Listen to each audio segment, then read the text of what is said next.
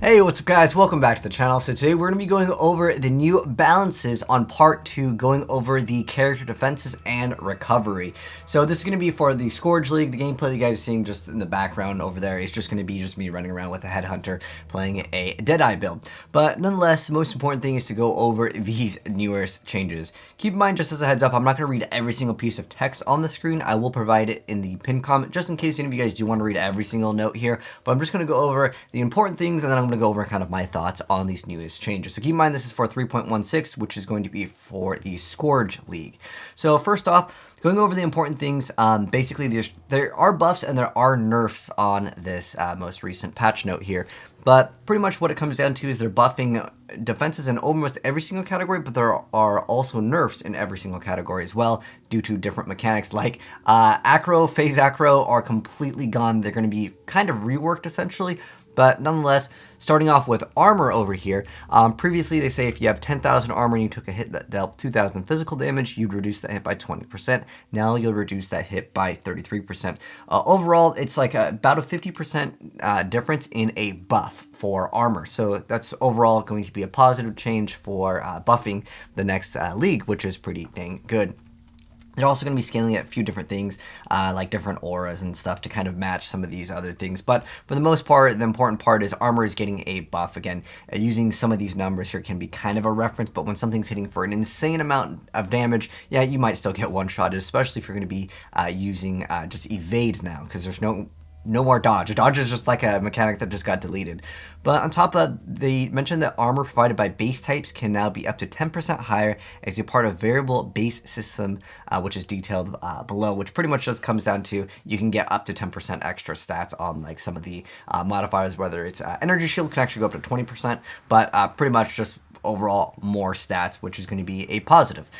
Next up, important things over here is they removed attack dodge entirely. They substantially buffed evasion, so it's a good option, so you can just scale evasion. So a lot of us that would play like bow-based characters, you just get acro, phase acro, and you just dodge everything, dodge and evade everything. But that's no longer going to be an option, but technically with evade, you can go up pretty high as well.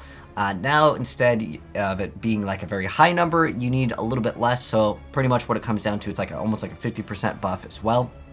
So in terms of the numbers here, it says to have 75% chance to evade a T16 map monster, you currently need 49,000 evasion rating, and now you're only going to need 24,200. So again, that's going to be huge. That's like 50% less required, but if you think about it, that's almost like a 100% or doubled the buff, if that makes any sense, because with armor, you're getting like a 50% bonus, but this is like double, if that makes sense.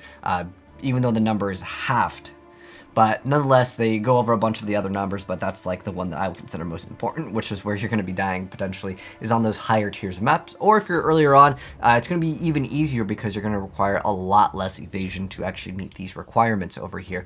So that would, again, be overall considered a buff. But attack dodge is removed entirely, so that's a pretty big change to the game, especially for anyone that's going in the deep delving. Yeah, you just try to not get hit, and if you get hit once, you're dead, but if you don't, well, then you can complete it. Also, they've added something called spell suppression, as we're like not getting acro, phase acro. They introduced spell suppression, so this is actually something kind of new over here. So you can get this on evasion items as well as the dexterity section of the passive skill tree, which has a chance to have spell damage taken, and this chance can be stacked up to 100%, converting existing sources of dodge and spell dodge to spell suppression or replace them with other bonuses. So it's kind of new. I do need to read this thing fully for you guys, but its spell suppression is designed as the dexterity's character's best answer to spells. So in general, spell suppression gives easier access and more reliable spell damage mitigation for the dexterity characters without reliance on specific uniques. It's also much more reliable than spell dodge, but has a lower maximum. There'll be a few specialized ways to invest in increasing the spell damage suppression to reward a higher investment if you want to further protect yourself from spell hits. So basically they're going to be on some of the skill trees, as well as a new keystone passive added. So this was pretty interesting. So its dexterity provides no inherent bonus to evasion rating. You gain 1% chance to suppress spell damage per 15 dexterity. They also mentioned some other changes over here. Changed Wind Dancer to improve high evasion builds rather than reducing evade chance, but making it riskier if you're not evading attacks a lot. So that's a thing that a lot of people got. That and like Kintsugi are very, very popular. But Acrobatics has been redesigned also. It no longer grants any of its old properties, but now changes any modifiers to spell suppression into spell dodge at 50% of its value. It's intention that Acrobatics is the only source in the entire game for spell dodge for characters who would like to benefit from that playstyle. Spell dodge is capped at 75%, and the Keystone passive will specifically mention this. So yeah, there's no more phase acro. They just deleted it out of the game, and then there's also other changes to it, but we're going to go ahead and go over that. So another thing is that Raider and Gladiator are going to be taking a slight nerf or maybe rework. So Avatar of the Chase over here it no longer grants 35% more chance to evade melee attacks during onslaught, or 35% more chance to evade projectile attacks during onslaught. Instead, it's 10% more chance to evade attacks during onslaught. So there's a little change with that one that I wanted to mention, because that was a very popular class in the last league. And on top of that, they're actually adding more maximum elemental resistances to areas of the passive tree that have armor in them.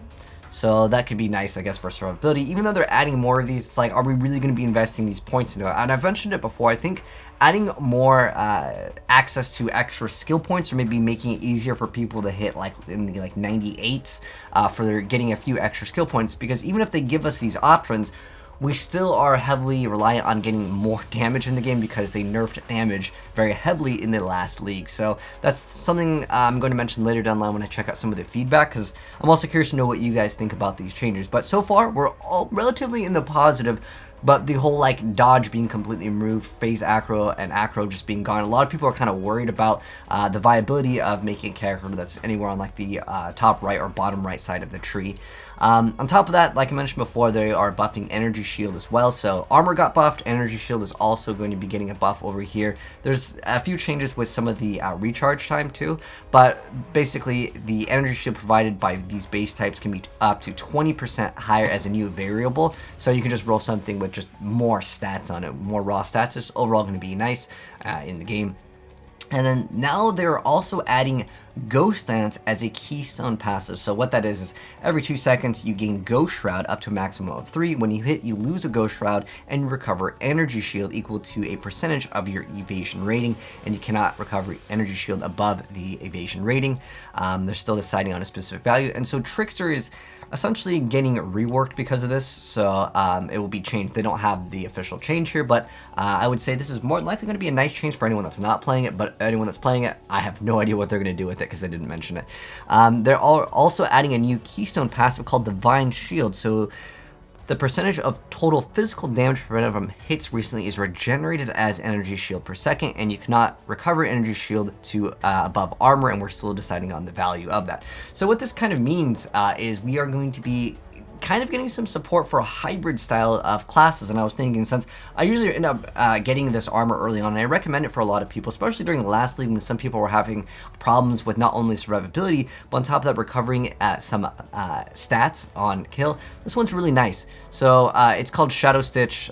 It just grants you extra life recovery on kill, and it has a bunch of high stats. The 2 corrupted implicits, those can be random though, but pretty much what it comes down to is you have high armor, evasion rating, and energy shield. Anything that is basically hybrid can be a very nice thing to actually have earlier on in the game. And then you also get massive amount of like energy shield and life for each corrupted item. So it's a nice like starter item. So I thought that that was kind of cool to mention, since I usually recommend that for like a starter 6 link that's relatively cheap and pretty decent before you get some like double influence items. I just like that item. So going hybrid will be a little bit more viable now. They also mentioned some stuff about life regeneration being like not as great. They're going to be changing it, so a lot of people normally would stack endurance charges. This is kind of for people that play like Righteous Fire or anything that wants massive amounts of endurance charges for that extra regen. And so what they're going to do is remove that, which is kind of interesting.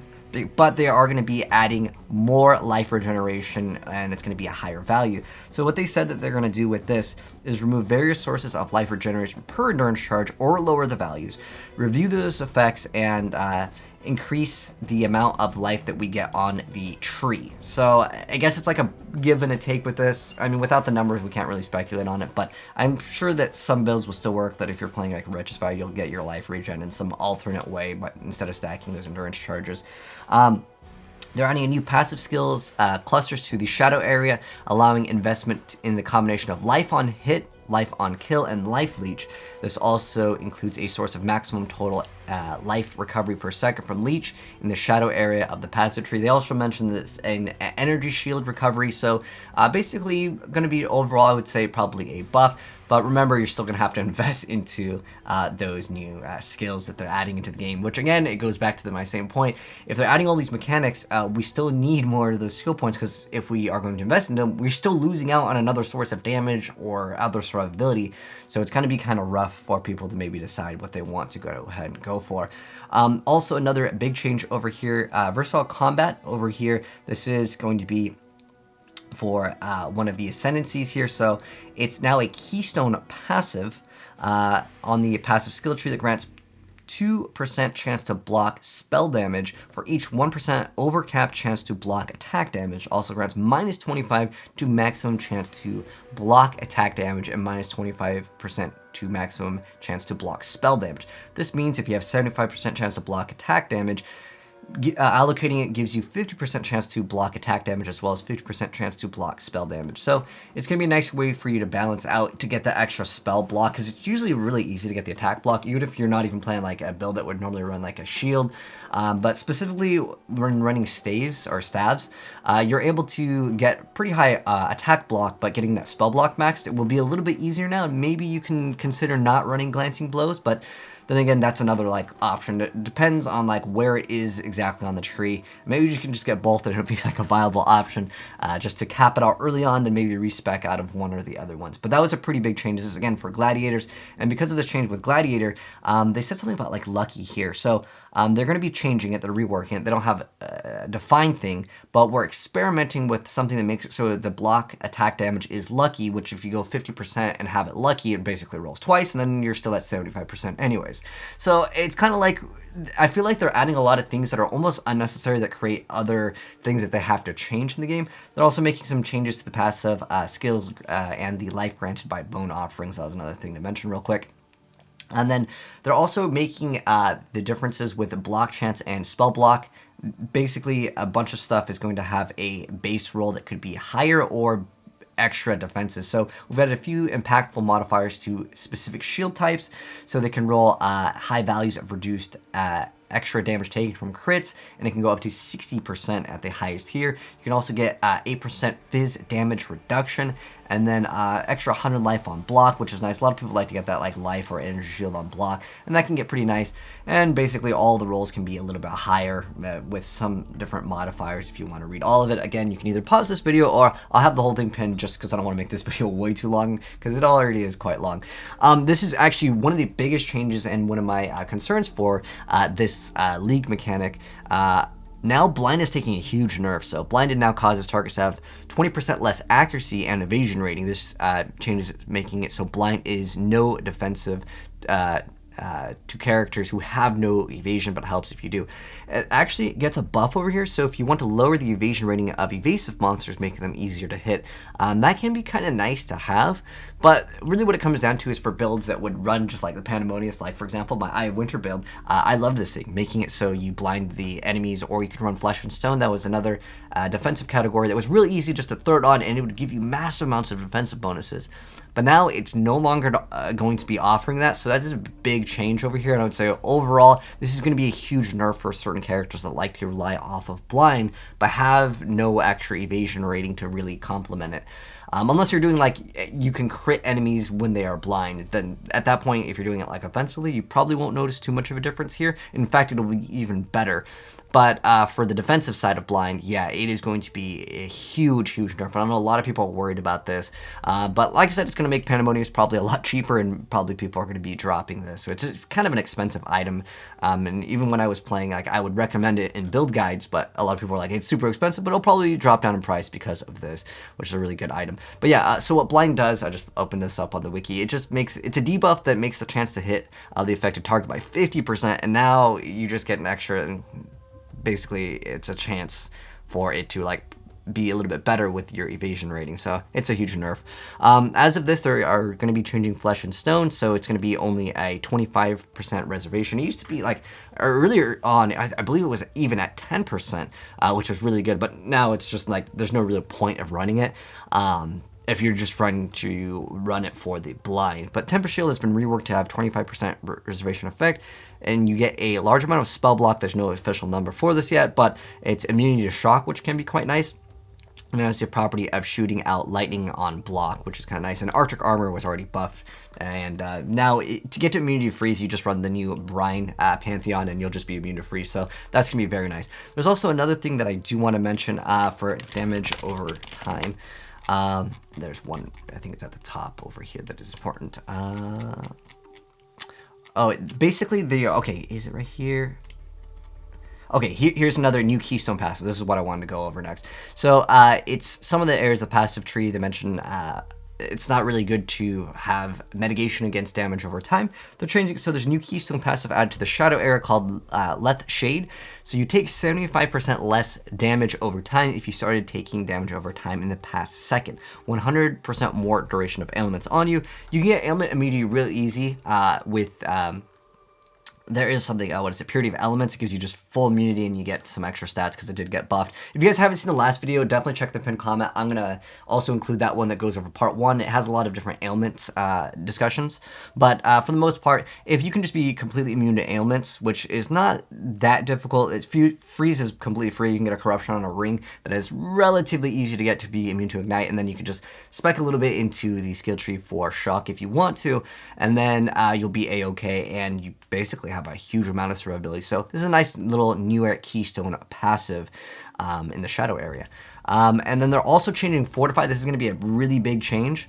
They don't officially say exactly what they're doing with it, but it's basically going to come down to it's based off of your melee damage. And then they say we're experimenting on it. So based off your melee damage, I don't know if it's on the first hit or if it's how much damage you've dealt in X amount of seconds, but this is going to be a huge thing that they need to change, because basically they said people are just running shield charge on everything, and you just get free extra Fortify permanently. And so they want to change this. They're also going to be maybe giving a chance to gain Fortify and hit. Again, they're experimenting. They're not officially saying it yet, but pretty much for anyone that just runs like shield charge, that would be like a caster, you're not going to get the full effect of Fortify. Maybe a percentage based off of, like, you know how when you hit an enemy with, let's say, like brittle, it's based off of the damage that you deal. It's probably going to be similar to that. I'm not sure exactly how it's going to work, because that's just huge. Now, I kind of want to go over what the community is saying, because I was checking out the forum, because like I felt kind of indifferent about this patch. I was like, are these changes going to be like good, or are they like overall bad? What's my thoughts on it? Because some of you guys might want to know. I feel like these changes, there is a give and a take. The last patch notes, which is part 1, again, check that video out because it's pretty important. Those were all positive changes, and I would say like it's awesome. But a lot of people feel very bad about this. Like they're not all negative, but like they're like dodge is dead, blind is dead, fortify is not 100% dead. If you're actually playing it correctly, like on a melee character, it's probably perfectly fine. Heck, it even might be buffed a bit. We don't know for sure, but I would say it's not that big of a deal in terms of fortify, because you're kind of using it not necessarily like via melee, which was kind of designed for. Blind, that's the one thing that I think is pretty big. As far as dodge goes, yeah, you get a lot more chance to evade the attacks versus dodging, but the thing that was nice with dodge is it was another defensive layer. But yeah, you could do Kinsuki, Wind Dancer, and other ways to maybe mitigate as well, but that's going to be a huge blow to a lot of characters, I feel like, especially for the people that are interested in deep delving. If you get hit by like you know, any fizz damage, it is very, very, very rough, especially if you get hit by vulnerability. There's a lot of people mentioning that like the only nerf was fortify, and like I've seen this like several different times where they did kind of mention that, but at the same time, they are giving us extra defenses, so it kind of can make up for it, depending on what build you're playing as well. But there are positive comments as well. But the positive comments, it's just saying nice, great changes. It's just simple stuff. I'm not just going to be picking the negative stuff. But a lot of people are kind of memeing on it, honestly. And for me, I like the challenge of overcoming these new mechanics and nerfs, but again, they gave us a buff. There was a give and a take. It wasn't just take like it was in 3.15, so I like that idea, but I wish they gave us another form, because I felt like Ward was a really interesting mechanic, but as far as I'm aware of, I didn't really see a lot of people using it, and it was kind of confusing on how it worked as well. I think they could have maybe explained it a little bit better, but on top of that, so some good things. This is like a good summary. So Dodge is dead, Flesh and Stone is dead, Tempest Shield is dead. I'm not positive on this one, but Trickster and Gladiator definitely do lose their identity, giving us basically the passives on the tree without needing to spec into the ascendancy. But that leaves room for those ascendancies to maybe be even cooler. Maybe they're going to add some stuff. And then the endurance charge is dead. Blind is yeah, the blind change is like the biggest nerf. Yeah, like I said before, Raider got nerfed, Cluster Jewels got nerfed, but again, you're getting a buff in they nerfed some of the base energy shield that you get, and there's also a Cluster Jewel that's pretty popular called disorienting something. It's for elemental skills. It's it blinds nearby enemies when you use a skill. And I think that is a pretty big change. Again, blind is the one thing that I'm like, oh, that's a really rough change.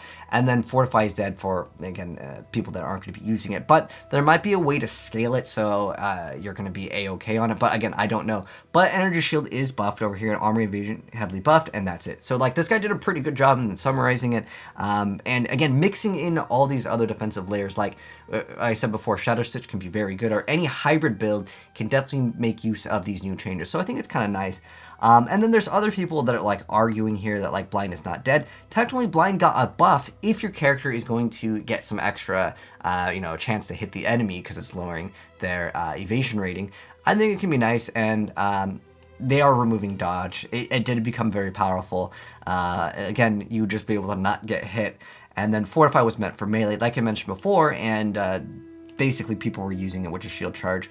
So I think that, and they're saying basically just use POB and you'll be A-okay. And that is true partially, but keep in mind, this is a third-party application. A lot of people that may be playing this game on console can really have a lot of problems with getting all these third-party applications that are not just built into the game, right? You have to do research on your own. And I always think about the average player that comes from another action RPG, specifically Diablo coming to this game. It's really hard. But this is one thing I think that definitely needs to be talked about. So they mentioned that Cyclone builds need to have the ability to do enough damage for the new Fortify.